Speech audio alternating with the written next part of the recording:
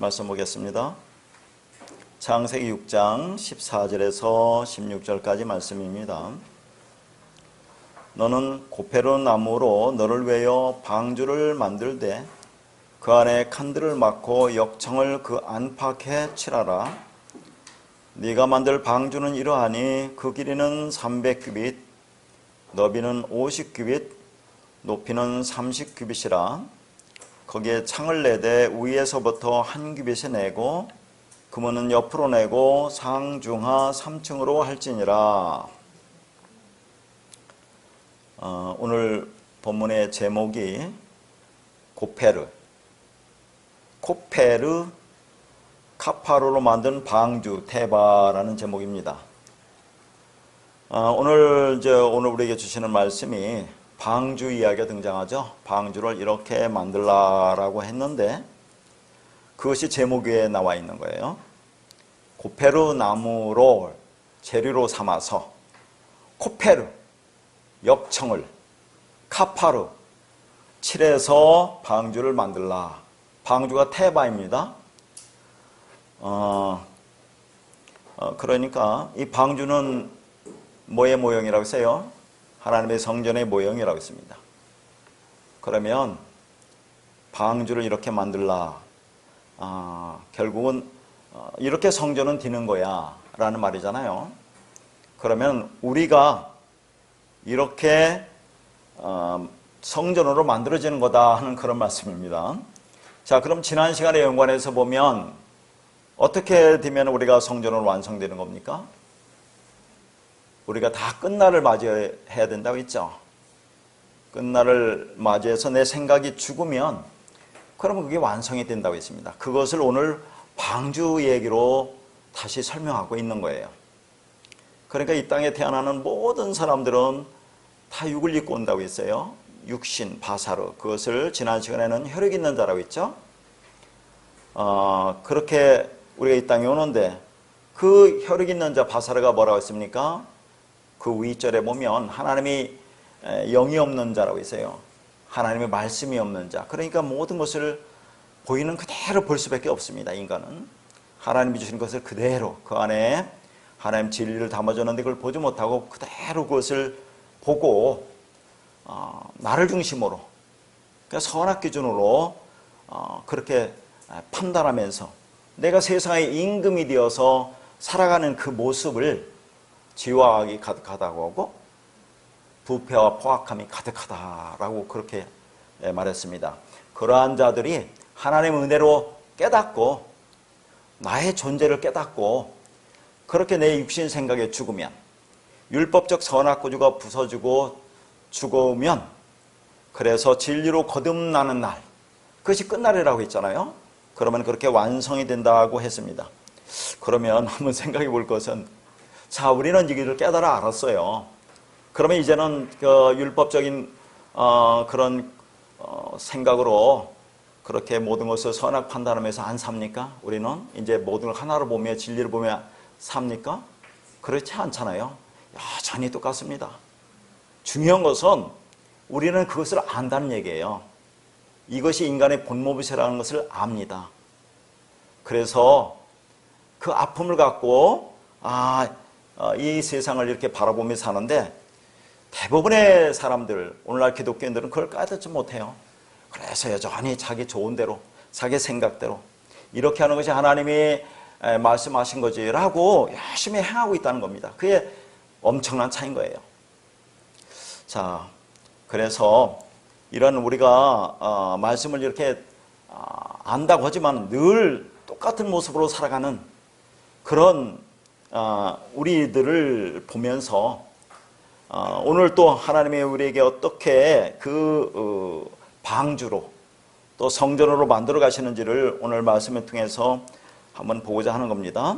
근데 오늘 핵심이 이제 거기 보면 고페르, 카파르라는 그 단어를 보니까 단어가 좀 비슷하죠.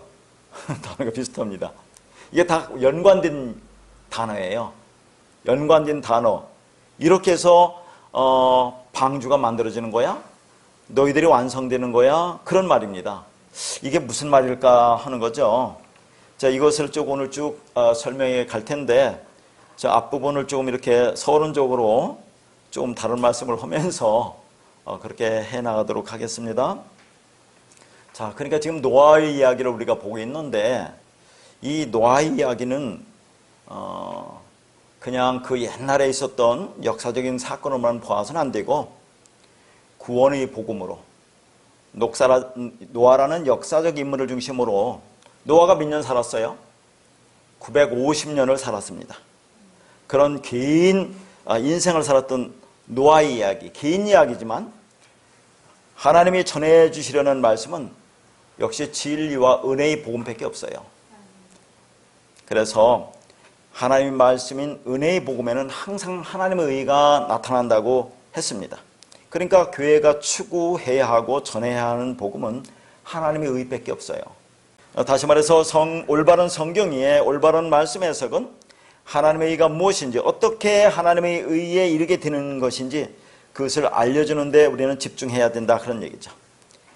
우리가 성경을 읽고 은혜와 진리를 만난다는 것, 그리고 그걸 설교로 전한다는 것은 그 복음에는 하나님의 의 밖에 없기 때문에 모든 설교 내용이 같을 수밖에 없는 것입니다. 하나님이 성경을 주시고 그 속에서 말씀하시라는 것이 하나이기 때문에 그래요. 그러니까 하나님의 의를 하셔서 그 계시된 의를 깨닫는 자들에게 하나님의 의가 되게 하시려는 구원의 목적이 그 하나밖에 없습니다. 그래서 결국 그 복음이 어떤 사람에게는 계속해서 알아듣기 힘든 말씀이라고 느낄 수밖에 없고, 그러나 얼마 안 되는 사람들에게는 끊임없이 공급되어지는 생명과 은혜의 양식이 되는 것입니다. 똑같은 말씀이지만 그러나 지루하지 않고 들으면 들을수록 더욱 풍성한 은혜를 누리게 되는 거죠. 그래서 우리는 영생의 말씀을 듣기를 원해야 하는 것입니다. 자, 그래서 로마서 1장 17절의 말씀을 보겠습니다. 복음에는 하나님의 의가 나타나서 믿음으로 믿음에 이르게 하나니 기록된 바 오직 의인은 믿음으로 말미암아 살리라 함과 같으니라. 자, 복음에는 뭐가 나타나요? 하나님의 의가 나타난다고 그래요. 이 나타나다라는 단어가 아포칼리프트라는 그런 단어입니다. 이게 무슨 단어죠? 이게 드러내는 겁니다. 덮개로 덮었던 것을 벗겨내는 거죠. 포장지로 포장했던 것을 포장지를 뜯어내면 그 안에 내용이 나오겠죠. 실체가 나오겠죠. 그것을 지금 나타나다라는 아포칼리프트라는 단어를 쓴 겁니다. 그러니까 복음에는 하나님의 의가 나타나는데, 그러면 이 하나님의 의가 뭐예요, 여러분? 하나님의 의가 뭡니까? 예수 그리스도죠. 그러니까 자, 성경은 처음부터 끝까지 전부 다 예수 그리스도만 그걸 계시하고 있다, 그런 얘기예요. 그러니까 말씀을 전할 때 예수로 시작해서 예수로 끝나야 되는데, 그렇지 못하고 다른 말 하면 그건 다른 복음이 되는 겁니다. 다른 복음이라는 것은 없다고 했어요, 사도 바울이. 그러니까 말씀 안에 담겨있는 그 내용, 실체, 진리를 보지 못하고 껍데기, 문자적으로만 보면, 그러면 그게 지난 시간에 뭐라고 했어요? 정주를 지키지 아니하고라는 단어를 썼죠. 바가드라는 단어. 그거 그렇게 전하면 뭘 낳아요? 사생아를 낳는다고 했어요. 사생아. 애비 없는 자식. 아니, 말씀이 없으니까 애비 없는 자식이죠. 전하는 사람도 사생아고 그 말씀을 전해서 받은 사람도 사생아가 된다는 얘기예요. 그러니까 항상 말씀 안에는 하나님이 담아놓으신 하나님의 예수 그리스도를 보고 그것만을 전해야 돼요. 자, 그렇게 하나님의 의인 예수 그리스도가 나타나는 그 복음을 이제 전하죠. 그러면 그 하나님의 의인 예수 그리스도가 우리 안에 올 거 아닙니까? 자, 정확하게는 뭐가 오는 거예요? 그리스도가 오는 거죠. 그러니까 예수라는 껍데기는 죽고 율법적인 육체는 죽고 그 안에 담긴 내용으로서의 그리스도가 우리에 오는 겁니다. 그러면 그리스도가 우리 안에서 일을 하잖아요. 그러면 어떻게 되는 겁니까? 그러면 우리를 믿음으로 믿음에 이르게 한다는 그런 얘기입니다. 그러니까 여기서 말하는 앞에 나오는 믿음은 하나님의 믿음, 예수 그리스도의 믿음이고, 뒤에 나오는 믿음은 우리 믿음이 되는 거죠. 그러니까 하나님이 자, 말씀에 나타난 그 의, 그 믿음, 그 진리, 그 말씀, 그리스도가 우리 안에 오잖아요. 와서 그렇게 일을 합니다. 일을 하면 우리를 어디로 이끌어가요? 그 하나님의 믿음으로 우리를 이끌어간다는 얘기죠. 하나님의 믿음이 된다는 얘기죠. 내가 하나님의 믿음을 갖게 되는 거죠. 그게 믿음에서 믿음으로 일어나는 겁니다. 이러는 겁니다. 그러면 이 땅에서 내가 할 것이 있어요, 없어요? 하나님이 시작해서 하나님으로 끝나는 겁니다. 그 안에는 인간의 의라든가 인간의 믿음이 개입될 여지가 없어요. 그러니까 그 하나님의 의는 우리 안에서 일하시는데 어떤 일을 하세요? 우리 육적인 생각을 죽여가는 일을 합니다. 그렇게 육적인 생각, 육적자 죽여가시다가 완전히 우리가 죽여버리시는 일을 하죠. 자, 그러면 결국 오늘 또 이제 우리가 말씀 안에서 또 죽는다는 얘기만 할 수밖에 없는데, 왜 그러냐면 로마서 1장 1절에서 5절까지 말씀을 봐요. 이게 무슨 말씀인가? 자, 로마서 1장 1절에서 5절입니다.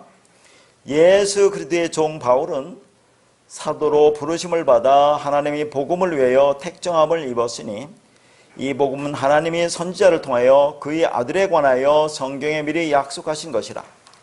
그의 아들에 관하여 말하면 육신으로는 다윗의 혈통에서 나셨고 성결의 영으로는 죽은 자들 가운데서 부활하사 능력으로 하나님의 아들로 선포되었으니 곧 우리 주 예수 그리스도시니라. 그로 말미암아 우리가 은혜와 사도의 직분을 받아 그의 이름을 위하여 모든 이방인 중에서 믿어 순종하게 하나니. 자, 여기 이 말씀이 지금 어떤 말씀 같이 보입니까? 지금 일단 3절에는 예수님께서 다윗의 혈통에서 나셨다고 하죠. 그것은 예수 그리스도의 육체적 혈통을 말하는 거죠. 그건 구약에서 말씀하셨던 언약의 성취를 보여주는 겁니다. 예수님이 이 땅에 우리한테 육으로 와서 그렇게 십자가에 죽으셔서 우리를 살리겠다는 그런 언약을 하셨잖아요. 근데 여기서 중요한 게 이제 우리가 지금 말씀하고자 하는 것은 뭐냐면, 자, 예수님은 이 땅에 육으로 올 수밖에 없어요. 왜냐하면 우리가 똑같은 모습으로, 육체로, 율법으로. 그래서 우리를 구원하시기 위해서 오셨는데, 자, 그 육체인 예수는 우리를 구원할 수 있습니까? 없어요. 뭘로 구원하셔야 됩니까? 육체가 죽고 우리한테 그리스도로 오야 우리를 구원할 수 있어요.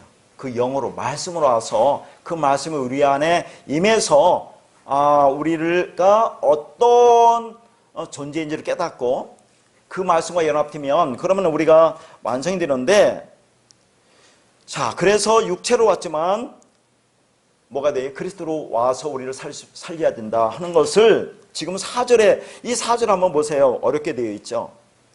자, 4절은 성결의 영으로는 죽은 자들 가운데서 부활하사 능력으로 하나님의 아들로 선포되었으니 곧 우리 주 예수 그리스도시니라. 이게 무슨 말 같이 보입니까? 다시 한번 정리하면서 이 말씀 볼게요. 예수님 이 땅에 육체를 입고 오셨어요. 육으로 오셨어요. 그 안에 진리인 그리스도도 담고 오셨어요. 근데 육체로 온 것은 우리를 구원하기 위해서 그렇게 오신 겁니다. 근데 이 육체는 우리를 구원할 수 없어요. 어떻게 되면 십자가에 죽으시고 영으로 그리스도 진리로 우리 안에 와야 우리를 구원할 수 있습니다. 그 얘기를 지금 4절에 쓴 거예요. 다시 한번 볼게요. 성결의 영으로는 죽은 자들 가운데서 부활하사 능력으로 하나님의 아들로 선포되었으니 그렇게 말하고 있거든요. 자, 한번 생각해 봅시다. 항상 생각하면서 말씀을 보았으면 좋겠는데요. 예수님이 이 땅에 오셨는데 그분은 뭐예요? 하나님의 본체시죠? 예수님이 누굽니까? 하나님이잖아요. 하나님 자신이에요. 근데 지금 하나님 아들로 선포되었다고 그렇게 얘기를 한다니까요. 그게 납득이 갑니까? 그분은 하나님이에요. 육을 입고 이 땅에 그 아들의 모습으로 예수 그리스도 오셨을 뿐이지. 근데 굳이 하나님 아들로 선포될 필요가 있어요? 선포될 필요가 없잖아요. 그분은 하나님이신데. 근데 왜 이렇게 표현했느냐 하는 겁니다. 그러니까 그리스도, 우리를 살릴 수 있는 그리스도 영, 말씀, 진리는 그냥 되는 게 아니다라는 것을 지금 말하고 있어요. 예수님도 어떤 대가를 치러야 아들로 선포될 수 있다는 것을 얘기합니다. 여기에 뭐가 담겨 있겠어요? 결론적으로 얘기하면 너희들도 죽어야 된다는 것도 얘기하고 있는 거예요. 여기서 성결의 영이라는 거 있죠? 성결의 영이라는 것이, 그 성결이라는 것이 하기오 슈네고 영이라는 것이 푸뉴마입니다. 그러니까 성결의 영은 하기오 슈네 푸뉴마로 되어 있어요. 근데 왜 굳이 이렇게 썼느냐? 이게 뭡니까? 그러니까 지난 시간에도 말했지만 성령이 뭐예요? 성령. 한 단어로 하면 푸뉴마. 또 다른 단어로 하면 하기오스만 써도 성령으로 얘기해요. 왜냐하면 하기오스가 깨끗한 것, 거룩한. 명사로 쓰면 깨끗한 것, 성령이라는 것이 하기오스예요. 그래서 하기오스로 쓰나 푸뉴마로 쓰나 성령을 가리키는데 이걸 더 정확하게 더러운 말 구분할 때 뭐라고 쓴다고 했습니다. 지난 시간에 하기오스 푸뉴마로 쓴다고 했어요. 그러니까 성령을 나타내는 것이 푸뉴마, 하기오스, 하기오스 푸뉴마, 이게 성령입니다. 근데 여기는 성결의 영이라고 했단 말이죠. 하기오시윤의 푸뉴마라고 했다 그 말이죠. 왜 하기오스에 슈네가 붙어서 하기오슈네가 된 거거든요. 왜 슈네를 굳이 붙어야 되느냐 하는 겁니다. 하나님의 아들이 이 땅에 그리스도로 진리로 선포되려면 어떤 대가를 치러야 된다 그런 얘기죠. 십자가의 죽음을 거쳐야 된다 그런 얘기입니다. 정당한 방법을 거쳐야 아들이 된다. 그리스도가 된다. 진리가 된다. 그렇게 와서 그렇게 와야 너희들을 살릴 수 있다 그런 얘기예요. 그래서 슈네라고 하는 것은 어떤 자격이나 조건이나 어떤 방법이나 대가를 치른다는 의미에서 슈네가 붙은 거죠. 그러니까 똑같은 성령이에요. 근데 굳이 하기오 슈네 푸니마라고 한 이유는 그분도 역시 십자가에서 죽어서 부활해서 하나님의 아들이 된 거야. 그리스도가 된 거야. 진리가 된 거야. 그렇게 너희들을 살리기 위해서 그는 그렇게 할 수밖에 없어 라는 그런 말. 어떤 직위를 얻기 위해서는 정당한 과정과 방법을 거쳐야 된다 하는 것을 지금 말하고 있는 거죠. 성령이 되기 위해서는. 그게 슈네라는 게 붙었어요. 여러분 그 의라는 것이 디카이오스죠. 그럼 디카이오스다가 슈네가 붙으면 디카이오 슈네인데 그러면 우리가 의로운 존재가 될 때 디카이오 슈네를 붙여요. 어떤 자격이나 조건이 주어질 때. 그러니까 다시 한번 얘기해서 자, 이 말씀이 어려워요. 성결의 영이라고 굳이 표시한 것은 성령이라고도 되는데 그 성령이 되는 것, 아들이 되는 것은 그냥 주어지는 게 아니다. 어떤 대가나 어떤 과정이나 이런 것을 거쳐야 된다. 왜 그러냐면 그분이 이 땅에 육으로 와서 십자가에 죽으셔서 그리고 부활해서 영으로 우리 안에 와서 우리를 구원하겠다고 언약하셨잖아요. 그 언약의 과정을 주님이 다 이루셨어. 그런 절차와 방법을 그분도 다 하셨어. 그래서 그렇게 얻은 것이 그게 성령이야. 하기오스 푸뉴마야. 그런데 그렇게 되려면 대가를 치른다는 의미에서 하기오 슈네라는 슈네가 붙었다 그 말입니다. 이해 갑니까? 그러니까 여기서 얘기하고자 하는 것은 뭐예요? 너희들도 아들이 되려면 죽어야 된다는 것을 얘기하는 거예요. 하나님도 아들로 선포되기 위해서 그리스도로 성령으로 되기 위해서는 죽었는데 너희들도 그러면 죽어야지? 그 얘기를 한다니까요. 이 말씀이. 그러니까 지금 사도 바울이 그렇게 뭡니까? 정당한 방법으로 그분도 성령이 됐잖아요. 그러니까 그런 정당한 방법으로 되신 그분에 의해서 나도 사도의 직분을 받았다 그런 얘기예요. 정당하게. 그래서 5절에 바울의 은혜와 사도의 직분을 받았다고 얘기한다니까요. 자, 그러니까 그 직분을 줄 수 있는 정당한 자에게 정정당당하게 받았다는 이야기입니다. 그래서 지금 본인은 그 지금 사도직을 감당하고 있다. 그래서 여러분 그 갈라디아서 1장 1절에 보면 뭐라고 하냐면 사도 바울이 그런 얘기입니다. 내가 사도가 된 것은 사람들에게서 난 것도 아니요 사람으로 말미암은 것도 아니라고 이렇게 말한다니까요. 그러니까 하기오스 푸뉴마, 즉 성령이 된다는 것은 죽어야 된다. 죽고 부활해서 되었다. 그런 말이죠. 그러면 사도 바울도 그렇고 그가 전한 모든 사람도 역시 죽고 부활해야 하나님의 아들로 정당하게 그 직분을 얻을 수 있다는 것을 그 안에 내포하고 있는 거예요. 알겠습니까? 생각해 보세요. 왜 그분이 하나님 아들인데 아들로 선포됩니까? 왜 하기오스 푸뉴마인데 하기오스 윤회가 붙어요? 대가를 치러야 된다니까. 죽어야 된다는 얘기야. 그분 죽고 아들이 되고 그리스도가 됐어요. 그럼 우리는 공짜가 됐어요. 우리도 죽어야 된다는 얘기예요. 이게 간단한 얘기겠습니까? 그러니까 혈통으로 온 예수는 십자가에 죽기 위해 오신 겁니다. 그런데 그 죽음이 곧 나의 죽음이 뒤에 한다는 거죠. 근데 그걸 모르면 그게 육체 예수를 섬기는 거죠. 육체 예수. 이 성경 말씀이 문자가 육체인 예수예요. 그래서 그것을 문자대로 그대로 보면 나도 육체가 되는 거죠. 육체. 이제 뒤에서 한번 그런 의미를 또 한번 볼 텐데요. 근데 그 예수의 육체와 함께 나도 죽고 함께 부활하면 그 말씀은 이제 어떤 말씀이 됩니까? 이 성경책을 그냥 문자대로 보면 그 율법책인 행위책에 대해서 그 행위에 따라서 우리가 심판을 받는데, 이제 내가 그리스도와 함께 죽고 살아나면 이 책이 생명책이 되는 거죠.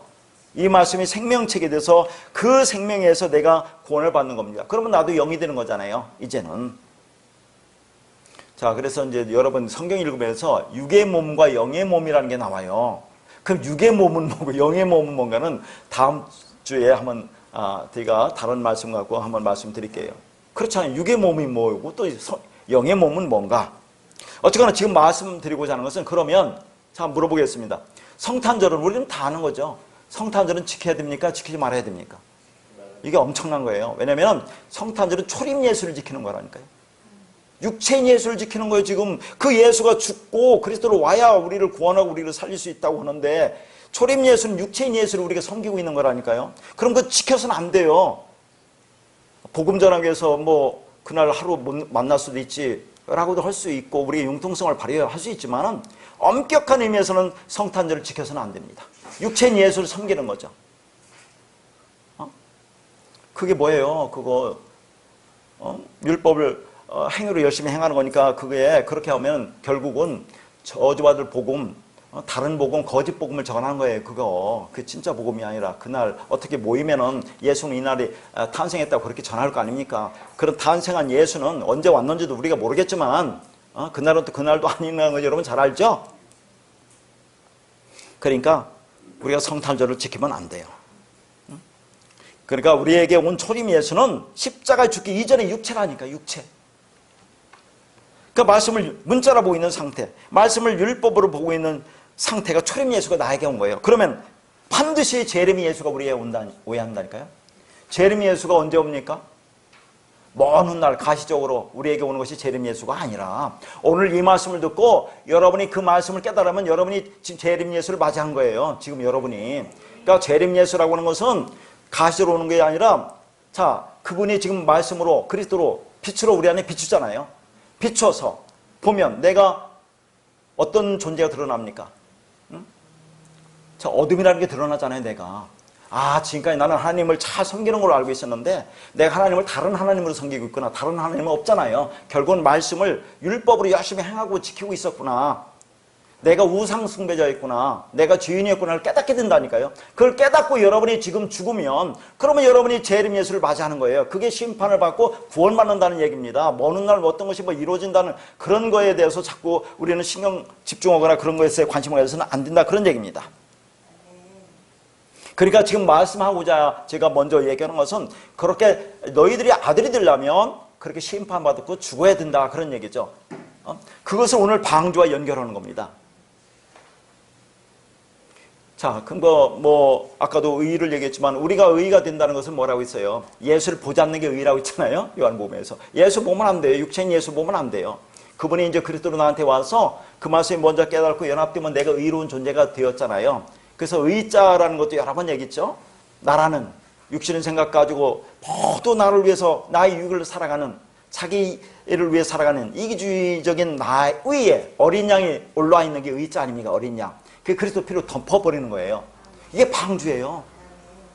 오늘 그걸 보겠다는 거죠. 우리가 의로운 존재가 되면 방주가 되는 거고 성전이 되는 거예요.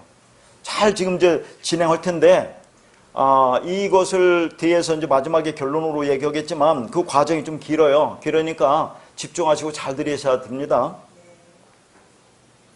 일단은 오늘 본문 14절에 노아에게 방주를 지으라고 합니다. 그리고 나서 이제 15절을 보면 방주의 규모에 대해서 나오죠. 자, 여기 보니까 길이가 얼마라고요? 300규빗, 너비가 50규빗, 높이가 30규빗이라고 그래요. 근데 이 규빗이라는 것이 이제 히브리어 암마라는 단어인데, 일반 성인의 팔꿈치부터 가운데 중지 있죠? 끝까지를 이제 규빗이라고 봐요. 그래서 일반적으로 50cm로 봅니다. 50cm. 그러면 지금 노아의 방주를 실제로 보면 길이가 지금 얼마예요? 300규빗이니까 150m네. 그 다음 너비 폭이 50규빗이니까 25m, 높이는 15m. 그렇죠? 대충 얼마 정도가 되는지 예상이 됩니까? 축구장을 한번 비교해볼까요? 국제교회의 축구장. 축구장의 길이가 105m입니다. 그 다음에 너비가 68m예요.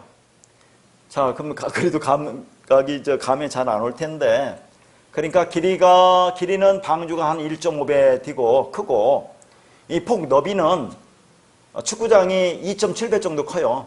그러니까 이제 우리가 배를 만들려면 배가 가기 위해서는 이제 이렇게 길게 만들어야 되기 때문에 그렇게 만드는 것 같아요. 자, 제가 말씀드리고자 하는 것은 이 방주의 규모, 규격, 여기에 관심 두지 말라고 지금 말씀드리는 겁니다.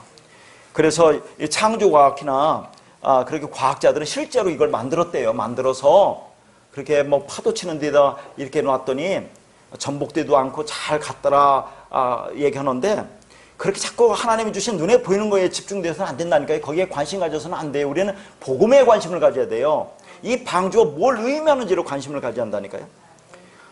그리고 뒤에 가면 그 방주에 모든 그 동물들 암수 한 쌍씩 거기다 싣고 먹을 것도 싣고 막 그랬다고 하잖아요. 그렇게 다 해놓고 그들이 실험했는지도 몰라요. 어쨌든 간에 왜 그런 데 관심 갖습니까? 나중에 실제로 보면 여러분 그 세상에서 가장 큰 여객선 크루즈가 크기가 얼마인지 아세요? 방주에 몇 배가 될 것 같습니까? 지금 가장 현존하는 길이가 362m래요. 제가 한번 조사해보니까 너비 같은 경우는 한 66m, 높이가 뭐 50m라고 하는데 그 방주의 2.5배라고 합니다. 거기에 8,600명이 들어간대요. 그 안에. 근데 노아의 방주에 나중에 이제 우리가 그거 다 볼 건데 모든 짐승의 암수 한 쌍씩, 그리고 그들의 식량까지 먹을 것까지 다 집어넣으면 과연 그게 지금 가능할 것인가? 또 우리가 생각해야 돼. 이게 무슨 의미가 있을 거 아닙니까? 그러니까 그렇죠? 그러니까 이 유람선, 그 크루즈선은 방주의 2.5배나 된답니다. 높이도 훨씬 높잖아요. 거기에 다 실어도 8,600명만 들어간다는데 승무원까지 그 방주에 그 많은 동물들이 들어가서 있었을까? 이건 과연 무엇을 의미할까를 우리는 생각해야 돼요. 그러니까 외적인 것, 보이는 것에 관심 두지 말라는 것을 얘기하는 겁니다. 이걸 통해서 복음을 깨달으라 하는 얘기죠. 그러니까 방주는 성전의 모형이라고 했죠. 물론 방주가 노아가 만들었겠죠. 그리고 실제적인 것, 사건이 일었으니까 그걸 부정하는 게 아니에요. 그걸 통해서 하나님이 주시고자 하는, 말씀하고자 하는 복음을 들으면 된다, 그런 얘기죠. 물론 가시적인 그런 방주도 있겠지만 이 방주는 뭐예요? 성전은 마음의 성전이 우리 마음의 성전. 너희가 이걸 깨달으면 성전이라고 하지 않았습니까? 마음의 성전이라는 그런 얘기예요. 그러면 내가 마음의 성전이 되면 뭐예요? 하나님의 성령이 내 안에 있는, 너희가 하나님의 성전이라고 했으니까, 그럼 마음의 성전이라면 길이와 너비와 높이가 무슨 필요가 있어요? 마음의 성전이. 그렇지 않겠어요? 그래서 에베소서 3장 19절에 그런 말씀이 있지 않습니까? 그 너비와 길이와 높이와 깊이가 어떠함을 깨달아 하나님이 모든 충만하신 것으로 너희에게 충만하게 하시기를 구하노라. 그런 말 있잖아요. 여기 너비, 길이, 높이, 뭐 깊이만 있지만은, 그러니까 이 각각 그 변이 있잖아요. 길이, 너비, 높이. 이게 이제 300, 규빗은 빼겠습니다. 단위는. 350, 30이 의미하는 바를 너희들이 깨달아 알으면, 그 무엇인지 알으면 그게 너희가 충만한 거야. 그러면 너희가 성전이 되는 거야를 얘기하는 거죠. 이것도. 자, 그래서 이제 크기 에 대해서 이제 잠시 살펴볼 텐데요. 여러분 많이 얘기했기 때문에 간단하게 넘어가겠습니다. 자, 300규빗. 길이가 300규빗이라는 뭐겠어요? 물론 실제 만들었다니까요. 근데 그걸 통해서 하나님이 말씀하고자 하는 게 있어요. 그게 뭐 중요하겠어요? 방주 만든 게. 300규빗이라는 것은, 자, 히브리어는 아랍의 숫자가 없다고 했잖아요. 그죠? 그러니까 3하고 100이에요. 3하고 100으로 돼 있어요, 이게. 원래 3 샬롯이와 100 메아로 돼 있어요. 그러면 3하고 100은 다 알잖아요, 여러분 이제. 3은 수도 없이 얘기했죠. 하늘의 수라는 거. 100이라는 건 뭐라고 했습니까? 뭐 완성이다, 진리다, 언약의 성취다, 아들이다. 그래서 아들이다, 진리이다, 언약의 성취이다, 완성이 되다. 그렇게 봤잖아요. 요 100이. 그러면 이게 뭐겠어요? 3하고 100은 세계의 완전한 것, 세계의 완성된 것을 얘기하잖아요. 그러면 뭐 갖고 이걸 설명할 수 있을까? 세계 완전한 걸, 완성된 것. 성부, 성자, 성령 한번 해보세요. 이게 3으로 된 완전한 거잖아요, 이게. 그래야 안 그래요? 성부, 성자, 성령을 왜 세 개로 설명한다고 했어요? 복음은 하나로는 설명이 안 되기 때문에 3으로 설명한다 해서 성부, 성자, 성령이에요. 삼위일체 그런 거 갖고 얘기하지 마세요, 이제는. 그러면 성부, 성자, 성령이 전해주는 복음을 내가 깨달아 알으면 내가 완성되는 거 아닙니까? 내가 성전되는 거 아니에요? 3에 내가 들어가면 그게 4가 되는 거 아니에요? 그게 정사각형 된다고 얘기한다니까요. 이런 것은 처음 또 제가 말씀드리는 거잖아요. 이해 갑니까? 세계의 완전한 것에 내가 들어가면 그게 4가 되는 거예요. 그게 정사각형, 길이와 너비가 같은 네모 반듯한 그게 성전이다라는 것을 설명하고 있는 거죠. 이게 300을 의미합니다. 359 100. 그러니까 봐요. 성전이 뭐라고 했습니까? 아버지가 성전이래요. 성경에 아버지 오면 그게 아부 성전이라니까요. 성전에 누가 들어가 있어요? 잘 보세요. 성전에 하나님이 밖에 안 들어가요. 하나님 뭐예요? 영이잖아요. 말이죠. 그리스도. 그게 성령. 그러면 아들이죠. 그러면 이 안에 뭐 있어요? 아버지도 있고 아들도 있고 성령도 다 있는 거죠. 이걸 숫자로 표시한 거예요, 이게. 너희들이 깨달으면 그게 성전이야. 연합되면 나와 함께 연합돼서 네가 내 안에 내가 너 안에, 그러면 그게 완전한 4가 되는 거다라는 것을 설명하고 있는 것입니다. 뭐 50은 다 알죠, 이제 50은. 어떻게 합니까? 5하고 10이니까. 그러니까 10이나 100은 같은 거예요, 완전수기 때문에. 천도 똑같은 얘기고. 어쨌거나 5는 잘 알죠, 5. 모세오경. 모세오경이라는 게 뭡니까? 성경 전체를 모세오경이라고 하는 거예요, 그게. 그래서 이 모세오경을 한 절로 말하면 제가 뭐라고 했습니까? 창세기 1장 1절이라고 했잖아요. 창세기 1장 1절에 5마디로 되어 있어요. 여러분 알죠? 5마디. 그게 성경 전체를 말하는 겁니다. 그래서 사도 바울이 고린도전서 14장 19절에 그렇게 얘기했잖아요. 그러나 교회에서 네가 남을 가르치기 위하여 깨달은 마음으로 5마디를 말하는 것이 1만마디 방언으로 말하는 것보다 나으니라 그랬죠. 그러니까 창세기 1장 1절에 5마디를 하면 성경 전체를 아는 거죠. 진리를 깨달았다는 그 말입니다. 그걸 길게 펼쳐놓은 것이 창세기 1장 2절에서 요한계시록 마지막 장 마지막 절까지 내용이에요, 이게. 5마디라고 하잖아요. 그게 뭐 고린도전서에서 의미 없이 뭐 5마디라고 썼겠습니까? 1만 마디 방언보다 낫다고 하는 것을 무슨 의미냐, 그런 얘기입니다. 쓸데없는 율법 백날 짓거려 봐도 아무 의미가 없다는 얘기, 그거. 그러니까 마음으로 깨달은 5마디가 자기 마음 안에 새겨져 있으면 그게 성전이 되는 거죠. 새겨져 있는 거예요. 그걸 행하는 게 아니라. 그래서 간직하라고 하는 거죠. 그 새겨져 있다는 것이 간직하는 거예요, 여러분이. 그 말씀을 깨닫는 거죠. 그럼 50은 또 여러분 잘 아는 뭐 희년으로 50년이 있잖아요. 50년. 자유가 공포는 된다. 그럼 모든 업으로부터 해방되는 그 내가 완성되는 날. 50이에요. 그렇게 보면. 또 50은 예수님이 부활하신 후에 50일에 성령으로 이 땅에 오시잖아요. 성령으로. 성령이 우리 안에 오니까 우리가 완성되는 날이 50입니다. 그렇게도 볼 수 있죠. 50이라는 거. 그러니까 300이나 지금 현재 50이나 다 뭘 얘기하는 겁니까? 이게 변을 얘기하지만은 우리가 마음이 성전에는 어떤 길이가 없어요. 어떤 크기가 없어요. 이걸 너희들이 깨달아 하면 그냥 그게 성전이야 라는 것을 지금 보여주고 있는 거죠. 30은 뭡니까? 3하고 10이잖아요. 이게 3하고 10이니까 3하고 100과 똑같은 거예요. 근데 또 우리가 30만 또 보면 어떻게 나옵니까? 30. 자, 누가복음 3장 23절에서 뭐라고 하냐면 예수님이 30세쯤 공생애를 시작해요. 30을 시작한다는 얘기로 한다니까요. 그 다음에 예수님이 몸값이 은 30이라고 하잖아요. 30은 예수 그리스도 아들을 가리키는 거예요. 또 여러분 민수기 4장 보면 해막에서 일어난 그 레인들이 나이가 비싼지 알아요? 해막에서 일어난 레인의 나이 30부터 50까지라고 그래요. 그러니까 제사장의 시작이 30부터 시작해서 정년이 50이에요. 그럼 예수님이 30세 공생을 시작하죠? 그걸 얘기하는 거죠. 50은 뭡니까? 지금 금방 말했던 것처럼 예수님이 죽고 부활한 후에 50일 날 50일째 되는 성령의 강림을 한다 그 말이죠. 그러니까 예수 육체로 율법으로 시작해서 50, 그리스도 진리로 완성되는 것을 30에서 50으로 보여주고 있어요. 민수기엔 또. 전부 다 이게 뭐냐? 그 숫자 속에서 하나님의 진리를 말하고 있다. 그런 얘기입니다. 그러면 또 뭐 또 있습니까? 여러분 좋은 땅에 씨를 뿌리니까 30배의 결실을 얻었다고 그런 얘기도 나오죠. 그 30배가 뭐겠어요? 진리가 뭔지를 알면 그리고 열매를 맺으면 그게 30배다. 그런 얘기는 네가 아들이 뭔지를 깨달았다는 그런 말이에요. 라는 얘기입니다. 그리고 자 이제 3에 관해서 한번 또 종합적으로 얘기하면 제가 한 번인가 두 번 얘기했던 거 누가복음 2장에 나오는 얘기 한번 여기에 얼마나 깊은 얘기가 담겼나 한번 보세요. 자 누가복음 2장에 뭐가 나오냐면 예수님이 12살 때 일단 12에 나옵니다. 저 아버지 요셉과 어머니 마리아와 함께 6월절 절기 제사를 지키기 위해서 예루살렘 성전에 가죠.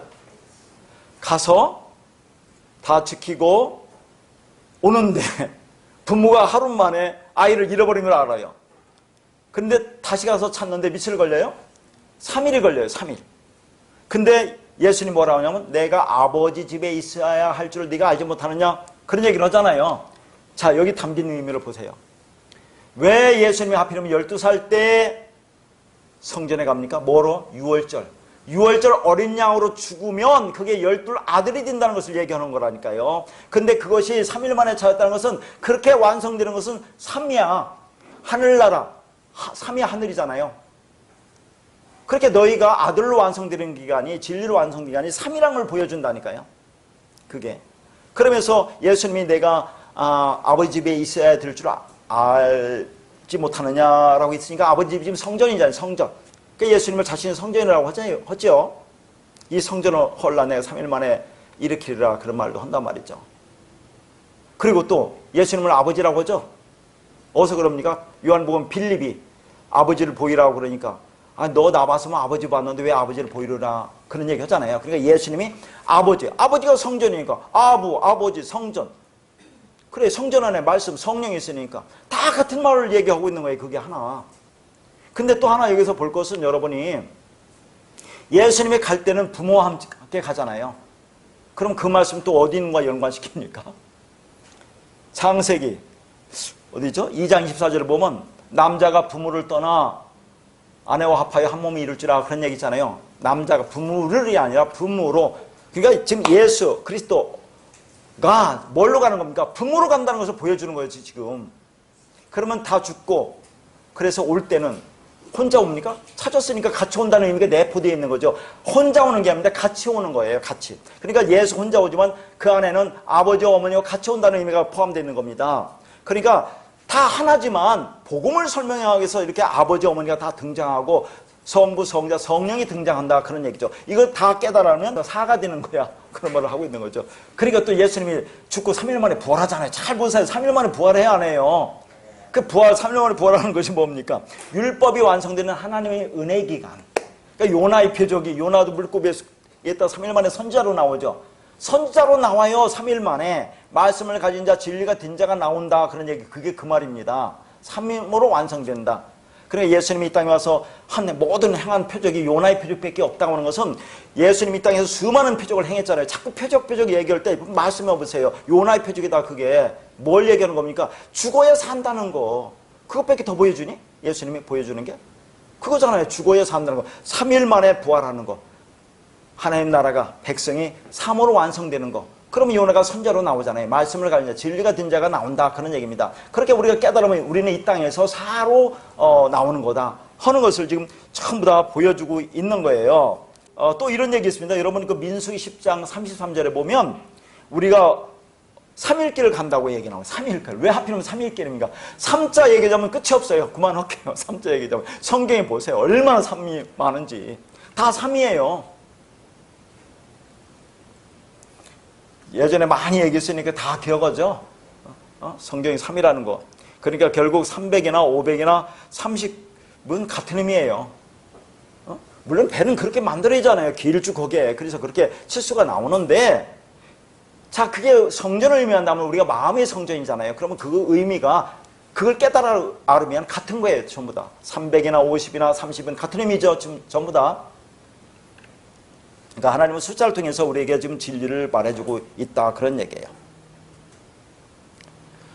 어쨌든 간에 우리는 이것을 복음으로 받아들여야 합니다.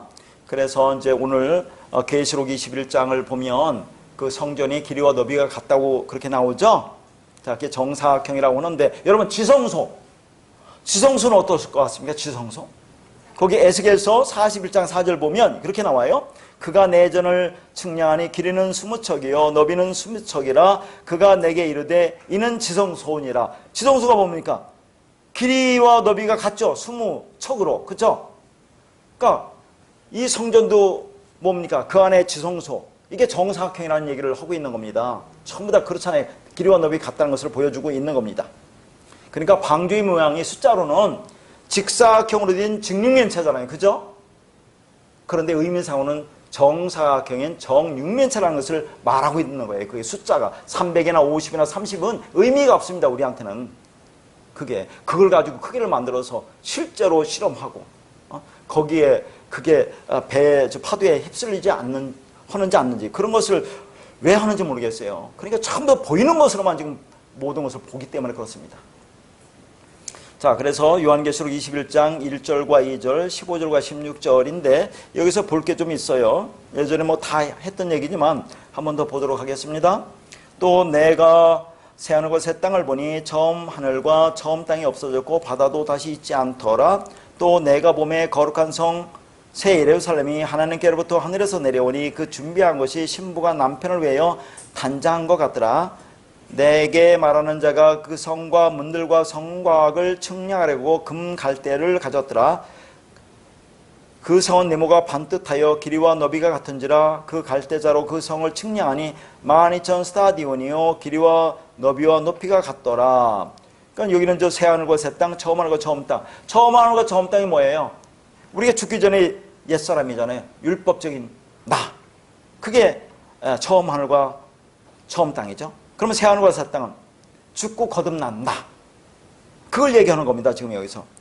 네모가 반듯한 정사각형. 이건 새 예루살렘 성전을 얘기하는 거죠. 아까도 얘기했지만 성부, 성자, 성령 안에 내가 들어가면 그게 사가 되는 거예요. 연합돼서 하나가 되는 것을 얘기하는 겁니다. 그러니까 왜 사로 자꾸 설명하느냐. 땅인 내가, 여러분 사를 한번 보세요. 사. 동서남북 사죠. 추나추동 사. 상하좌우 사. 이 땅적인 개념은 전부 다 사예요. 삼을 통해서 그걸 깨달아 그러면 내가 이 땅에서 사가 된다는 것을 보여주는데, 우리가 이 땅에서 가야 될 여정이 있다는 것을 얘기하는 거죠. 너희가 가야 될 여정. 지난 시간도 얘기했잖아요. 뭐 40일, 40년, 400년이라는 걸 통해서도 다 얘기했습니다. 사로 시작해요. 우리가 가야 될 여정은. 사복음서. 그것도 사복음서잖아요. 하필이면 왜 사복음서입니까? 사복음서의 마지막이 뭘로 끝나요? 요한복음. 요한복음이 뭐예요? 사랑으로 끝나잖아요. 사랑. 마지막 사는 사랑이에요. 그 율법의 완성은 사랑이라고 하지 않습니까? 모든 걸 깨달으면 사랑. 그게 사입니다. 사랑. 그러면 에덴 동산이 최초의 성전이 나오죠? 여기서 물이 몇 개의 근원으로 나눠집니까? 4개의 근원으로 나눠진다니까요. 그게 우연히 다 그렇게 된 겁니까? 아니잖아요. 전부 다 복음 진리를 말하고 있는 겁니다. 그렇게 해서 우리가 어떤 길을 가면, 그러면 우리가 그 길을 다 가서 완성이 되면 그 성전이 된다, 천국이 된다는 것을 보여주고 있는 거죠. 지금 그것을 계시록이 설명하고 있는 겁니다. 하늘에서 내려온 새 예루살렘이 진짜 우리가 나중에 사는 천국을 이야기하는 것이겠어요? 그거 아니겠잖아요. 나라는 사람 각자가 가지고 있는 성전을 이야기하는 거죠. 그러니까 날아오는 성전이 무슨 모양이 있겠느냐 하는 겁니다. 모양은 없지만 그것을 네모가 반듯하여 길이와 너비가 같은 것으로 설명하고 있다는 거예요. 그렇죠? 우리 안에서 지어지는 성전의 상태가 뭔가 우리가 지나갈 여정이 있다는 것, 그 여정을 다 통과하여 꽉 차면 성전은 완성된다는 걸 보여주고 있습니다. 그래서 그 사라는 것은 우리 노력으로 됩니까? 하나님의 노력으로 되는 겁니까? 하나님이 삼위 열심히 일해서 자 우리가 사가 되는 거예요. 우리가 하는 게 아닙니다. 그러면 그게 뭐예요? 사랑이라고 했잖아요. 사랑. 요한복음 마태복음의 산상수훈에서 그걸 늘 얘기했던 거. 에스가토스 코드란테스. 마지막 하나 한 푼이라도 남김없이 너희들의 갚기전이 아니라 한 푼이라는 하나라는 그 사랑을 너희가 넘겨받아야 완성이 된다고 얘기했잖아요. 전부 다 그 얘기로 하는 겁니다. 그러면 하늘이 3이 이 땅에 1에서 내가 깨달으면 4가 되죠. 그럼 3하고 4하고 더하면 7이잖아요. 안식, 언약, 완성. 그게 온전한 거야, 완전한 거야 라고 얘기하잖아요. 또 그러면 네가 완전한 거야, 온전한 거야. 하나님이 이래서 그렇게 된다는 것을 말하고 있는 것입니다. 그래서 이 모든 것을 하나로 표현하면 그게 사랑이고 11조고 예수의 머리가 우리에게 온다는 것으로 얘기했잖아요. 그러니까 우리란 육을 빼앗고 신령한 옷으로 입혀주는 거, 우리가 그리스도로 옷 입혀지는 거, 그러면 우리가 완성이 구원이다 그런 얘기죠. 자, 그리고 이제 또 16절에 우리가 또 한번 제가 말씀드리고 여러분 다 잘 아는데 16절에 보면 그 성의 길이와 너비와 높이가 같다고 그랬죠? 같다고 나오잖아요. 근데 한 변이 뭐라고요? 12,000 스타디온이라고 나오잖아요. 12,000 스타디온은 그 단위 같은 거 빼버려요. 12,000. 왜 12,000이라고 했을까? 한 변이 12,000. 그러면 지금 이 성전이 정육면체죠. 변이 몇 개입니까? 변이 12개잖아요. 12개. 12아들. 12,000 곱하기 12 아들 곱하면 14만 4천이에요 이게. 그러니까 요한계시록 14장 1절에 보면 14만 4천의 숫자가 나와요 안 나와요? 14만 4천 숫자가 나오잖아요. 그 다음에 요한계시록 13장 18절. 그러니까 요한계시록 13장 18절이 마지막 절이에요. 그 다음에 요한계시록 14장 1절로 넘어가면서 자 요한계시록 13장 18절에는 666이 등장하고 그거와 대조해서 요한계시록 14장 1절에는 14만 4천이 등장해요. 14만 4천 가지고 이게 뭐 하나님 나라의 백성이 수다 구원받을 하나님 나라의 백성이 수라고 하는데 그게 아니라 14만 4천 자체가 네가 성전으로 완성되는 거야. 이 진리를 깨달으면 네가 14만 4천이야. 아들이 돼야 된다는 걸 얘기한다니까요. 한 변이 12,000 스타디온이라고 한다는 게 스타디온 빼버려요. 그리고 12변이니까 12,000 곱하기 12하면 14만 4천 아닙니까? 그게 너희가 이 성전을 길이 너비 높이라는 그 의미를 다 깨달아 알으면 네가 14만 4천이 된다 그런 얘기를 하는 겁니다. 12변이니까. 근데 예전에는 또 뭐라고 설명했어요 제가? 구약의 12지파, 신약의 12사도 그렇게도 설명했잖아요. 그러면 12 곱하기 12는 140도 한데 14만 4천 되려면 1000이 곱해야 하잖아요. 1000은 1이니까 완성이니까 또 그렇게도 설명했는데 요 성경 자체로 갖고 오면 한 변 12,000 곱하기 12변 12 곱하는 게 14만 4천이 더 설명하기가 정확할 겁니다. 그게 하나님의 백성이 된다는 거예요. 그거와 대조해서 666이 나오잖아요. 666이 뭐라고 하면 이게 성경에 나와서 그거 받아야 된다고 하잖아요. 7년 대환란 때 그거 받지 못하면 매매도 못하고 거래도 못하고 음식을 못 사서 늘 죽으니까 그걸 반드시 받아야 된다고 하면서 그것을 베리칩이라든가 바코드 같은 것도 설명하고 그러지 않습니까? 그런 얘기 아니에요. 666이라는 게 뭡니까? 6은 뭐예요? 6. 우연치 않게 우리가 6이에요. 6. 우리 육신 바사르라는 것도 있지만 우리가 6일날 창조됐잖아요. 우리가 6일날 그게 6입니다. 근데 그게 7로 넘어가려면 6이 죽어야 7로 넘어간다니까요. 근데 내가 6이잖아요. 아까도 예수님이 이 성경을 문자로 보면 그게 육체로 보는 거고 그게 예수로 그냥 육체로 보는 거라고 했어요. 그러면 내가 6이에요. 6. 그냥 6. 성경이 몇 권이라고 했어요? 66권. 내가 성경을 문자로 보면 성경 66권을 그냥 문자로 보는 거잖아요. 그 6으로 보는 거잖아요. 그러면 나 6과 성경 66과 합하면 666이 되는 거예요. 근데 6은 죽어야 된다고 했잖아요. 제가 계속. 그래야 7로 넘어가요. 그러면 뭐가 돼요? 777이 되는 거예요. 그게. 말장난하는 것 같습니까?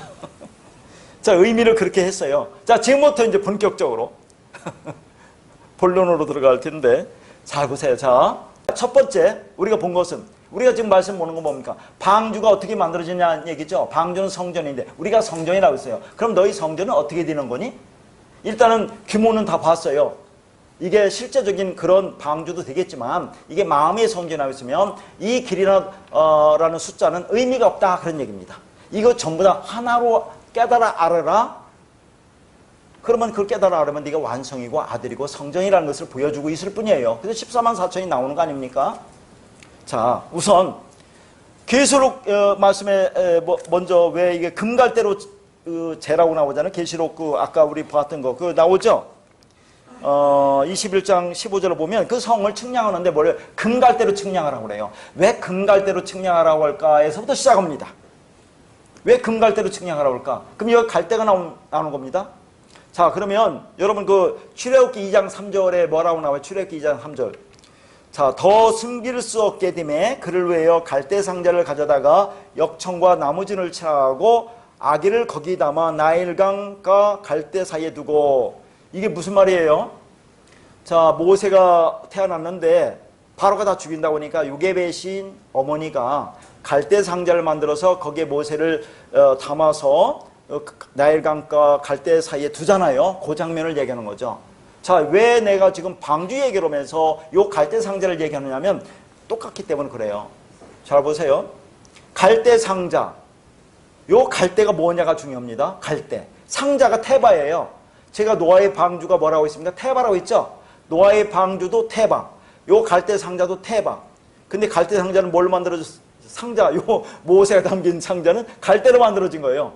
요 갈대. 그럼 갈대가 뭔지를 우리가 알아야 되겠죠? 그러면 거기서부터 이 고페르나무로 지금 방주가 만들어졌잖아요? 그럼 고페르라는 의미가 또 우리가 어느 정도 알 수 있어요.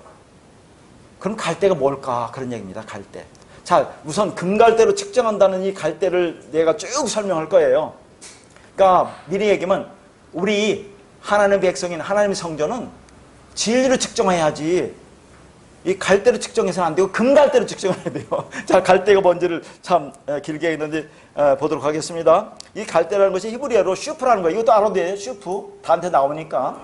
자, 헬라어로는 칼라모스라는 단어인데 이 갈대가 뭔가를 한번 보겠습니다. 잘 보세요. 마태복음 11장 7절에서 9절입니다. 그들이 떠남에 예수께서 무리에게 요한에 대하여 말씀하시되 너희가 무엇을 보려고 광야에 나갔더냐? 바람에 흔들리는 갈대냐? 그러면 너희가 무엇을 보려고 나갔더냐? 부드러운 옷 입은 사람이냐? 부드러운 옷을 입은 사람들은 왕궁에 있느니라. 그러면 너희가 어찌하여 나갔더냐? 선지자를 보기 위함이더냐? 옳다. 내가 너에게 이르노니 선지자보다 더 나은 자니라. 자, 지금 예수님이 무리에게 지금 말씀하는데 요한에 대해서 지금 말씀한다 그런 얘기죠. 자, 너희들 광야에 왜 나갔니? 흔들리는 갈대 보러 갔니? 아니면 부드러운 옷을 입은 사람을 보러 갔니? 부드러운 옷을 입은 사람 왕궁에 있다. 그럼 뭐를 보러 갔다는 얘기예요? 갈대를 보러 갔다는 얘기죠? 지금 누구에 대해서 얘기해요? 요한에 대해서 얘기해요. 아, 선지자를 보기 위함으로 나갔구나. 그러면 갈대가 누구란 얘기예요? 세례 요한이라는 얘기죠. 세례 요한 구약의 마지막 선지자, 율법입니다. 율법. 그러니까 갈대는 뭘 얘기하는 거예요? 율법. 율법이라는 걸 얘기하는 거죠. 그러면 금갈대는 뭡니까? 율법을 금으로 싼 거잖아요. 말씀으로 싼 거죠. 이게 진리 그리스도예요. 그것으로 성전을 측정해야 돼요. 우리가 성전이니까 진리니까. 율법으로 측정해서 그게 되면은 성전이 되는 겁니까? 아니죠. 금으로 측정해야 돼. 말씀으로, 진리로. 그럴 때 이게 그 규격에 맞으면 네가 성령이 되는 거야 라고 하는 거잖아요. 일단 금갈대라는 의미를 여기서 하는데 제가 말하고자 하는 요 갈대 때문에 얘기하는 겁니다. 갈대 상자, 상자 태박, 갈대로 만드는 상자, 고페르 나무로 만드는 방주, 이제 이걸 위해서 쭉 나가는데 일단은 갈대 상자는 그러면 뭡니까? 율법이죠. 율법. 거기에 뭘 칠하라고 하죠? 역청. 오늘도 역청을 칠하라고 하죠. 방주를 만들고 역청을 칠합니다. 역청이 뭡니까? 역청을 칠하는 이유는 그 지금 갈대 상자를 만드는데 그렇게 두면 그 물이 스며들잖아요. 그럼 죽어요. 그러니까 물이 스며들지 않도록 그 칠하는 겁니다. 그럼 뭘 칠한다고요? 즉 이 갈대 율법이죠. 율법에다 뭘 칠하는 거죠? 금을 칠하는 거예요. 말씀을 칠하는 거죠. 성령을 입히는 거죠. 보혈을 바르는 거예요. 그러면 그 안에 들어가면 사는 거죠. 그걸 얘기하는 거예요. 지금 그럼 코페르나무라는 그 만든 방주라는 것도 의미가 조금씩 다가오는 거잖아요. 지금 미리 이렇게 쭉 얘기하는 겁니다. 그러면 여러분 그 언약궤는 뭘로 쌌어요? 뭘로 만들었어요? 언약궤가 지성소에 있는 언약궤가 이 조각목으로 만들었죠. 조각목으로 만들어서 금으로 안팎을 쌓아요. 그럼 그 안에 있는 것을 안 본다는 얘기죠. 금으로 쌓기 때문에 그 안에 뭡니까? 인간은 실패한 것을 얘기가 들었잖아요. 알죠? 뭔지? 십계명 돌판, 만나 항아리, 모세, 아론의 쌍난 지팡이, 인간의 실패. 그러면 덮으면 안 보는 거예요, 그게. 그래서 완성된다는 걸 보여주는 거잖아요. 다 의미가 있죠. 그러니까 어느 학교도 그걸 금으로 싸요. 근데 우리 성전에 있는 것을 다 금으로 싸진 않아요. 노수로 또 싸는 것도 있어요. 나중에 또 보겠습니다. 의미가 얼마나 복잡한지 몰라요. 이게 그 단순하게 뭐 드는 게 아니고. 자, 그렇게 싸면 네가 거룩이야? 세상과 분리되는 거야? 그걸 말합니다. 그래서 마태복음 12장 20절에 또 예수님 뭐라 합니까? 상한 갈대를 꺾지 아니하며 꺼져가는 심지를 끄지 아니하기를 심판하여 이길 때까지 하리라. 그런 말도 나오죠. 상할 갈대가 뭡니까? 율법이잖아요. 우리가 율법으로 되어 있다 그런 얘기죠. 우리 이야기입니다. 우리가 그렇게 다 상한 갈대. 그런데 그걸 꺼져가는 심지라고도 하잖아요. 우리가 상한 갈대 꺼져가는 심지. 뭡니까? 그 갈대, 율법. 자, 그러니까 생명이 완전히 꺼지지 않게 그분이 우리를 붙들고 계시다가 결국 진리로 거듭나게 해주시겠다는 그런 얘기입니다. 뭘 싸서? 말씀, 그리고 진리를 덮어서, 즉 보혈을 덮어서 그렇게 해서 완성해 주겠다 하는 그 말씀이 담겨 있는 거죠. 상한 갈대 꺼져가는 심지. 그래서 이 갈대의 의미에 대해서 좀 더 볼게요. 마태복음 27장 29절입니다. 가시관을 엮어 그 머리에 씌우고 갈대를 그 오른손에 들리고 그 앞에서 무릎을 꿇고 희롱하여 이르되 유대인의 왕이여 평안할지어다 하며. 자, 여기 보니까 예수님이 지금 어떻게 됐어요? 머리에 가시관을 썼죠? 오른손에 갈대를 들고 있어요. 그럼 이게 무슨 장면 같이 보입니까? 갈대는 뭐라고 해서 율법이라고 했죠? 그러니까 예수님을 지금 뭐로 만드는 겁니까? 이 가시도 가시밭이니까 율법이잖아요. 예수님을 지금 율법인 세상의 임금으로 지금 만들어 놓는 겁니다. 유대인의 왕으로, 세상의 왕으로 그렇게 만들어서 그분을 죽이시는 거죠. 왜 죽이십니까? 우리가 세상의 왕이니까. 여전히 율법 가지고 선악 판단하잖아요. 여러분 이 말씀 깨달았어도 뭐 그럼 우리는 모든 것을 그렇게 않습니까? 똑같아요. 근데 우리는 안다니까요. 알고 가요. 그 나라를 하나님 안 된다는 거 알고. 근데 그들은 모르고 열심히 하고 있다는 게 지금도 내가 열심히 해서 그 의의를 이루겠다고. 그거 차이입니다. 똑같지만. 그러니까 지금 예수님을 세상의 임금으로 유대인의 왕으로 세상의 왕으로 만드셔서 그 죽이시는 거예요. 우리가 똑같이. 왜? 우리를 살리기 위해서. 그렇게 하시는 거예요. 그리고 우리를 살리기 위해서. 우리가 세상 임금이라는 얘기죠. 우리가 두 마음을 가지고 다 판결하고 있지 않습니까? 내가 판결자라니까요. 내가 심판자라니까요, 여러분. 그래 안 그래요? 예수 그리스도 여러분 형제도 심판하고 있잖아요. 하나님이 만든 게 다 선하다고 있는데 그것을 심판하고 있습니다. 우리가 지금. 그러니까 우리가 세상 임금입니다. 그게 죽어야 합니다. 그러면 자, 세상 임금을 내가 예수 그리스도 세상 임금이라고 하는데 다 이런 말은 또 어떻게 보겠습니까? 요한복음 16장 11절 심판에 대하여함은 이 세상 임금이 심판을 받았습니다. 자, 이제 이게 이제 성령 와서 우리를 책망하는 거 세 가지 다 보네요. 그때 필요에 따라서 이제 심판에 대해서만 남았는데 자, 이런 말씀을 우리는 뭐로 봤습니까? 아, 심판은 세상 임금이 심판을 받았다. 세상 임금을 뭐라고 생각했어요? 우리는 마귀 사탄으로 생각했잖아요. 아, 마귀 사탄이 심판을 받았기 때문에 우리는 이제 그래서 우리가 구원받았구나. 예수님 마귀 사탄을 다 심판했으니까 우리가 이제 그래서 구원이 임한다는 그런 말씀으로 본 거 아닙니까? 그 세상 임금을 마귀 사탄을 받는데 이 세상 임금이 예수 그리스도를 얘기한다 그런 얘기예요. 예수 그리스도. 이상합니까? 증거를 또 보여드릴게요. 한번 보세요. 왜 그 예수 그리스도라고 하는지. 물론 뭐 첫째가 아르곤이란다는데 세상 임금이 이거 아르곤이라는 거 첫째, 율법의 첫째, 그 예수님이라고 하는데 그래도 아직은 뭐 우리가 잘 이해가 안 가죠. 세례요한도 예수님 보고 뭐라고 합니까? 보라, 세상지를 지고 가는 하나님의 어린 양을 보라고 하지 않습니까? 예수님은 쥐뿐인 이 세상을 짊어지고 죽어버리신 분이에요. 그런데 이 세상 임금을 우리는 그동안에 그렇게 마귀 사탄을 보고 있었다 그런 얘기죠.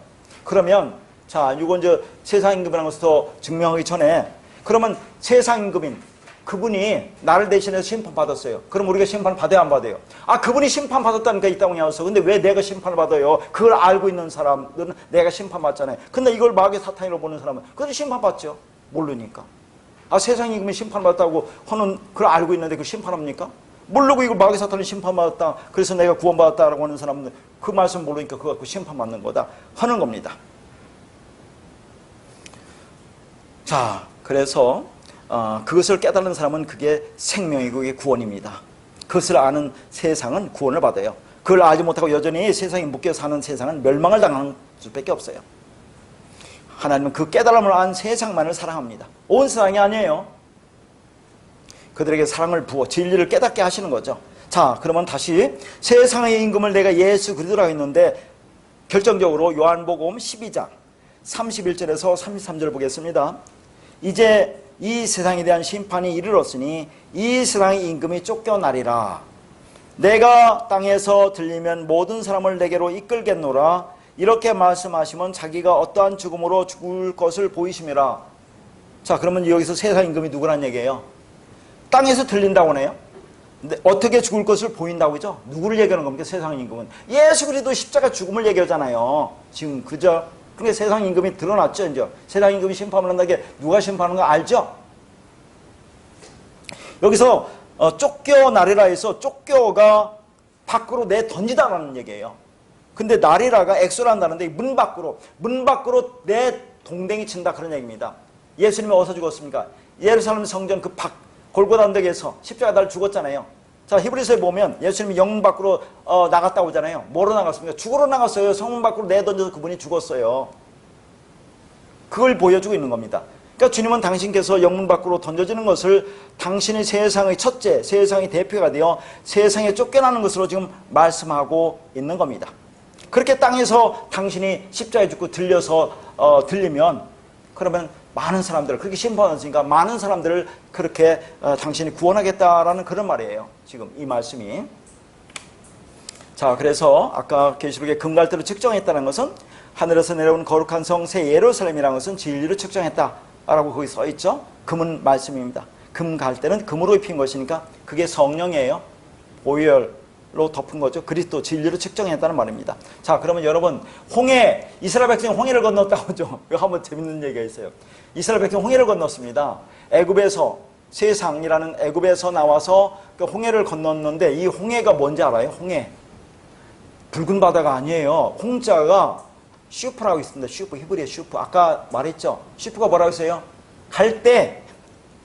그러니까 홍해 바다가 아니라 갈대 바다예요. 갈대. 아니 왜 홍해 바다라는 그 단어가 왜 갈대라는 단어로 쓰여 있느냐는 얘기예요. 홍해 바다는 율법의 바다라는 얘기를 얘기하는 거죠. 이스라엘 백성들 애굽에서 출애굽하잖아요. 세상으로 나왔잖아요. 그러면 그들이 율법이라는 바다에서 빠져 죽어야 산다는 것을 보여주는 거죠. 그래야 광야로 가서 사는 거예요. 율법에 빠져 죽는 것을. 그걸 세례로 보여주고 있어요? 안 하고 있어요? 사도 바울이 고린도전서 10장 2절에 보면 세례라고 한다니까요. 율법이란 저주에 빠져 죽어야 돼. 예수 그리스도와 함께. 그래 죽고 살아나는 거, 진리 물에 살아나는 거, 그게 세례로 표현하고 있잖아요. 그러니까 홍해라는 율법의 물에 빠져 죽고 진리로 살아나는 것을 보여주고 있는 겁니다. 이것이 성경이 이렇게 기가 막히게 되어 있는 거죠. 왜 홍해바다 그걸 왜 홍해바다라는 모르지만 그게 갈대라는 의미입니다. 슈프 의미를 알겠죠? 그 세례예요. 우리가 율법의 물에 빠져 죽는 게 세례입니다. 육신 생각이 죽어야 돼요. 그러니까 뭡니까? 노아의 홍수의 심판, 그 물, 홍수의 물에 빠져 죽어야 된다. 육신적 생각이. 그럼 진리 물에 살아난 거예요. 그럼 노아의 방주 안에 있으면 그 성전이 되면 동동 뜨잖아요. 떠요 안 떠요? 갈대 상자 안에 있으면 모세가 둥둥 떠요 안 떠요? 그럼 사는 거죠. 율법이 그리스도 보혈 피를 덮으니까 그러니까 그게 성전이 돼서 방주가 돼서 너희가 사는 걸 보여주는 거죠. 이게 모세의 그 갈대 상자랑 똑같은 의미를 갖고 있습니다. 자, 그러면 본격적으로 이 말씀을 볼 텐데 여기 이제 길게 써 있어요. 거기 자세히 이제 필요한 거 써놨는데 한목으로 그냥 설명을 할게. 잘 들어보세요. 자, 여기 이제 고페르 나무라는 게 있는데 이 고페르 나무가 예전 성경은 뭐라고 써요? 잣나무로 써 있어요. 잣나무. 근데 잣나무가 아닙니다. 왜냐면 잣나무라고 하는 것은 열왕기상 5장에 가면 이 잣나무가 나와요. 이 잣나무가 거기에는 베르시라는 단어로 나옵니다. 베르시. 그러니까 이 고페르라는 단어가 히브리어도 그냥 고페르예요. 그냥 고페르. 그냥 이번 성경은 그대로 번역했어요. 예전 성경에 잣나무로 있죠. 근데 잣나무라는 단어가 따로 있다니까요. 베로시라는 거. 그러니까 잣나무는 아닙니다. 무슨 나무인지는 몰라요. 근데 이게 딱 성경에 한 번 나와요. 이게 이 단어가. 아까 하기후 시인에도 성경에 딱 한 번 나와요. 그게 무슨 말인지 몰라요. 그게 다른 데 있으면 비교할 텐데 이 고페르 나무도 딱 한 번 나옵니다. 이게 그러니까 뭔 말인지 모르지만 그 담긴 의미는 이렇습니다. 자, 우리가 갈대 상자를 지금까지 봤죠. 갈대 상자, 이 갈대가 율법입니다. 거기다가 역청을 칠해요. 말씀 보혈을 덮으면 그럼 우리가 사는 거 아닙니까? 성전에 대해서. 지금 고페르나무. 그러면 그 의미는 정확히 모르지만 이런 의미가 있어요, 이게. 자, 거기에 제가 써놨죠. 집으로 삼다, 거하는 처소가 되다. 그러니까 하나님이 처소를 삼다는 의미가 있어요. 하나님이 처소. 누구를 하나님 처소 삼습니까? 우리가 뭡니까?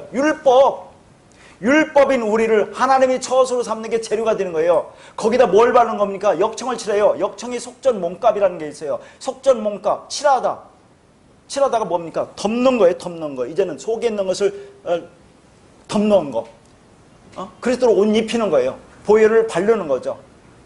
즉 뭡니까? 그게 사하는 거잖아요. 덮고 가리고 용서한다. 용서라는 단어가 뭐 잘못하면 용서한다는 그런 의미가 아니라고 했죠. 말씀이 하나님을 흘려줘서 그 말이 되면 그게 용서란 얘기예요. 그 말씀, 보혈을 바르는 거죠. 저 예수가 죽고 그래서 그리스도로 와서 그렇게 아들로 선포돼서 정정당하게 죽고 와서 우리를 살리는 겁니다. 그렇게 와서 그 진리가 보혈이 덮여서 그리스도로 진리로 우리 안에 오면 자, 우리가 그러면 그 진리가 되는 거죠. 완성이 되는 거죠. 연합돼서 하나가 되니까. 그러니까 우리가 방주가 되고 성전이 된다는 얘기가 여기에 있는 거예요. 다시 고페르 갈대상자와 연관해서 보면 이게 율법입니다. 우리가 율법이죠. 그러니까 방주의 재료가 우리니까 우리가 처음에 율법입니다. 또 율법의 말을 들어요. 갈대 거기다가 역청을 칠하죠. 속전 뭔가 예수가 죽고 그리스도로 진리로 와서 그 피로 덮어요. 성령 보혈 그리스도로 덮어버리면 그럼 완성이잖아요. 그게 방주가 성령이 된다는 그런 얘기를 하는 겁니다. 그러니까 여기다 가리다라는 카파르라는 단어가 거기 용서하다, 덮다, 가리다 그런 말이 있어요. 속죄하다 이런 말이 있습니다. 그러니까 자 고페르나 이 고페르와 같은 의미가 코페르예요. 역청. 고페르의 여성명사에서 온 게 코페르예요. 같은 의미죠. 근데 이 코페르라는 역청은 카파르라는 칠하다에서 왔어요. 그러니까 다 같은 의미입니다. 하나님이 고페르, 카파르라는 단어의 그 연관성을 통해서 너희들이 어떻게 방주가 되는지 아니, 어떻게 성령이 되는지 안위를 보여주는 겁니다. 이게 갈대상자와 연관 있는 거죠. 그 안에 들어있는 모세는 살았어요, 죽었어요? 살았잖아요. 왜 우리가 그 안에 노아의 방주가 돼서 방주 안에서 우리가 살아요, 죽어요? 둥둥 뜨잖아요, 물에. 그래서 우리가 산다는 걸 보여주고 있는 거예요, 이게. 다른 게 아니라. 이 기가 막힌 단어를 사용해서 하나님이 지금 복음을 설명하고 있다 그런 얘기죠. 그럼 문자로 보면 고페르 나무가 뭔지 옛날에 잣나무인데 그거 갖고 만드냐? 역청이 뭐냐? 칠해 그냥. 그래서 나중에 이 칠하다는 단어 이 카파르가 다른 데는 용서하다. 용서하다는 것이 죄를 뭐 너 사한다 그런 의미가 아니라고 했어요. 우리는 말씀을 전해주는 거예요. 전해줘서 그 말씀을 가지고 이게 용서라고 있습니다. 같은 말이 되는 거니까. 물론 세상 용서는 해야죠. 그 의미가 뭔지를 다음 주에 볼 거예요. 계속 이어서. 자, 그리고 이제 칸들을 막다라는 얘기죠. 이거 한번 더 뭐 칸들을 막다라는 것은 이 칸이라는 것은 방을 막고예요. 막고라는 것은 만드는 거예요. 방을 만들었습니다. 왜? 안식의 방을 만드는 거예요. 그 방주에 들어가면 우리가 영원한 안식으로 가는 거 아닙니까? 그래서 그런 의미가 있는 거죠. 안식의 방을 만들었다. 그 안에 들어가면 영원히 안식이다. 그런 것을 보여주는 거죠. 그러니까 코페르, 카파르라는 이 단어를 통해서 하나님이 기가 막히게 복음을 설명하고 있는 겁니다. 그 안에 지금 자세히 써놨으니까 여러분이 한번 읽어보시기 바라요. 무슨 의미인지 알겠죠? 더 이상 설명 안 해도 더 해야 돼요? 지금? 다른 사람 대답을 안 하니까 참 그렇네. 그러면 자, 나라는 율법. 지금 나라는 율법 있죠? 거기에 속전, 예수님의 보혈, 피, 보혈의 피 아닙니까? 그게 성령이죠. 그리스도죠. 말씀이죠. 진리죠. 아들이죠. 그럼 뭐만 없습니까? 이게 되면 아버지가 나오네. 성전, 아버가 나오잖아요. 그게 다 되는 거예요. 그게. 그래 안 그래요? 그리고 이 방주라는 테바가 히브리 자음으로 보면 타우와 베이트와 헤이 조보로 되어 있어요. 타우라는 건 여러 번 말했습니다. 십자가의 죽음으로 완성한다는 의미고 베이트는 성전이에요. 성전. 아부가 하나님의 성전이지만 이 베이트라는 자음, 히브리 자음 두 번째도 이건 하나님의 성전을 나타내요. 그래서 이 베이트를 보면 이렇게 이런 데에다 가운데 점이 찍혀 있어요. 그 하나님 들어가 있는 거예요. 그게 그렇게 기가 막히게 만들어 놨다니까요.